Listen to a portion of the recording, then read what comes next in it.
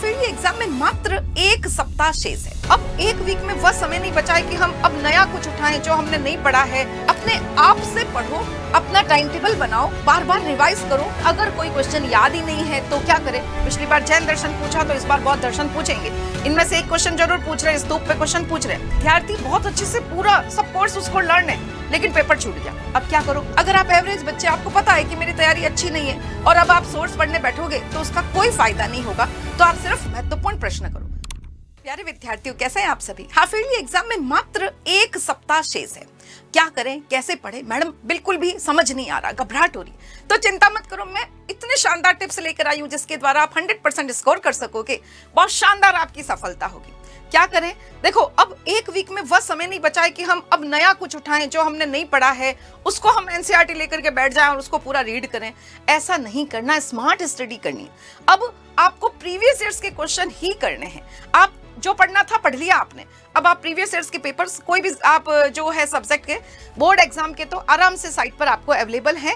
और जो non board के विद्यार्थी वो अपने टीचर्स से पूछ सकते हैं, हाफ ईयरली पेपर के बारे में सीनियर्स से पूछ सकते हैं और पता कर सकते हैं कौन से क्वेश्चन हाफ ईयरली एग्जाम में पूछे गए। अब आपको सिर्फ और सिर्फ उनको ही करना है। तो सबसे पहला काम आपको क्या करना है? सबसे पहली बात, आपको प्रीवियस ईयर्स के क्वेश्चन जो है वह पता करने हैं। जब आप 4-5 साल के पेपर देखोगे ना तो आपको आइडिया हो जाएगा इस बार यह आने वाला है। पिछली बार जैन दर्शन पूछा तो इस बार बौद्ध दर्शन पूछेंगे। इनमें से एक क्वेश्चन जरूर पूछ रहे हैं, स्तूप पे क्वेश्चन पूछ रहे हैं। तो 5 सालों के पेपर को एनालिसिस कीजिए और सिर्फ उनको याद कीजिए। दूसरी बात, आपने बड़े क्वेश्चन कर लिए, आपने याद भी कर लिए, लेकिन शॉर्ट नोट्स नहीं बनाए। शॉर्ट नोट्स का मतलब ये नहीं है कि आप बैठ करके आप पूरा लिखो। सिर्फ और सिर्फ उनके हेडिंग एक पेपर पे, एक डायरी में लिखे हुए हो, ताकि एग्जाम के दिन आप बस उसको एक दिन पहले उसको रिवाइज करके चले जाओ। तो यह पहली टिप्स आपको बहुत अच्छे से ध्यान रखनी है। दूसरी टिप जो मैं आपको देने वाली हूँ वह यह है कि लिखने की प्रैक्टिस जरूर करनी है। लिखने की प्रैक्टिस, मैंने अपने अनुभव में, इतने सालों के अनुभव में ये देखा है कि विद्यार्थी बहुत अच्छे से पूरा सब कोर्स उसको लर्न है, लेकिन पेपर छूट गया। अब क्या करो? अब कुछ भी नहीं हो सकता, जो छूट गया उसमें टीचर कैसे आपको नंबर देगा, है ना? तो लिखने की प्रैक्टिस जरूर करो।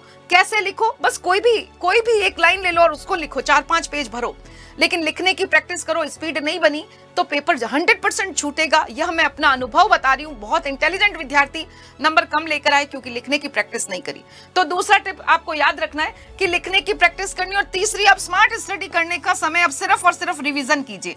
अब नया टॉपिक मत उठाइए। फिर भी मन में यह टीस है, अरे मैडम एक चैप्टर हमने तो किया ही नहीं, टाइम ही खत्म हो गया, तो उसका 1 शॉट वीडियो देख लो। अब एनसीईआरटी मत उठाओ, सब सब्जेक्ट के सारे चैप्टर के 1 शॉट वीडियो यूट्यूब पर अलग अलग टीचर्स के अवेलेबल है। किसी का भी देख लो, जिससे आपको समझ में आए उसका देख लो। 1 शॉट वीडियो देख लो तो आपको समझ में आ जाएगा कि चैप्टर का कंसेप्ट क्या है और फिर उसके क्वेश्चंस क्या पूछ रहे, बस उसकी प्रैक्टिस कर लो। एक और बात कहूंगी, आप लोग क्या करते हो, सारे के सारे बच्चे एग्जाम आया और स्ट्रेटेजी वीडियो देखने लगते हो। अरे सारे बच्चे अलग अलग होते हैं, सबकी स्ट्रेटेजी एक जैसी कैसे हो सकती है? जो एक व्यक्ति के लिए उचित है वह दूसरे के लिए भी उचित हो, यह बिल्कुल पॉसिबल नहीं है। तो अपने आप का एनालिसिस करो। अगर आप ऐसे स्टूडेंट्स में हो जिन्होंने सारा सब कुछ बहुत अच्छे से पढ़ लिया है तो मैं कहूंगी एनसीईआरटी 100% पूरी लाइन टू लाइन पढ़कर जाओ, क्योंकि क्वेश्चंस बीच बीच में से पूछते हैं। सोर्स भी पढ़ो। अगर आप एवरेज बच्चे, आपको पता है कि मेरी तैयारी अच्छी नहीं है और अब आप सोर्स पढ़ने बैठोगे तो उसका कोई फायदा नहीं होगा। तो आप सिर्फ महत्वपूर्ण प्रश्न करो। तो अपने आप को पहचानते हुए और उसके हिसाब से तैयारी करनी, ना कि कोई भी स्ट्रेटेजी वीडियो आया उसको देखा और बस उसको देख के और समय खराब करो। मोबाइल बिल्कुल दूर कर दो, अपने आप से पढ़ो, अपना टाइम टेबल बनाओ, बार बार रिवाइज करो, महत्वपूर्ण प्रश्नों को अब करो, लिखने की प्रैक्टिस जरूर करो। और एग्जाम में जब आपके पास एग्जामिनेशन हॉल में पेपर आ जाए तो पहले देखो कि कौन सा क्वेश्चन आपको बहुत अच्छे से आ रहा है, उसका भाग जरूर लिखना। भाग स से ले रहे हो या भाग द से, इतने सारे क्वेश्चंस होते हैं और बच्चे मर्जी पड़े क्वेश्चन करने लगते हैं। अरे भाग ब में भी 2 नंबर 3 नंबर का क्वेश्चन है, भाग स में भी आपने 2 नंबर लगा दिया, लिख दिया, बिना मतलब के नंबर कट जाएगा। एकदम स्पष्ट रूप से भाग अ, भाग ब, भाग स, भाग द लिखना। आप उल्टा सीधा कर सकते हो, पहले आपको जो आ रहा है वो पहले कर लिया, बाद में दूसरा क्वेश्चन बाद में कर लिया, लेकिन अच्छे से प्रॉपरली मेंशन हो कि कौन सा भाग का कौन सा क्वेश्चन कर रहे हो। दूसरी चीज, पेपर बहुत सुंदर तरीके से लिखा हुआ हो, गंदी तरीके से, गंदी राइटिंग से, बिना लाइन छोड़े ऐसे बिल्कुल मत लिख कर आना।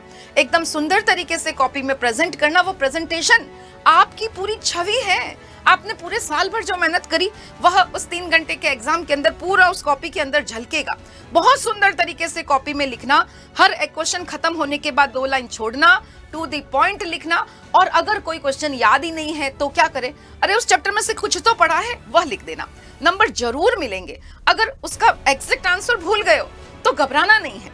कॉन्फिडेंस सबसे जरूरी बनाकर रखना है आपको। अगर वो चैप्टर में से उसके बारे में, उस क्वेश्चन के बारे में कुछ भी नहीं आता, लेकिन आपने वो चैप्टर तो पढ़ा है, आपको इतना तो ध्यान है कि उसमें क्या बताया गया है, वही 4 लाइनें लिख देना, तब भी नंबर 100% एग्जामिनर आपको देगा।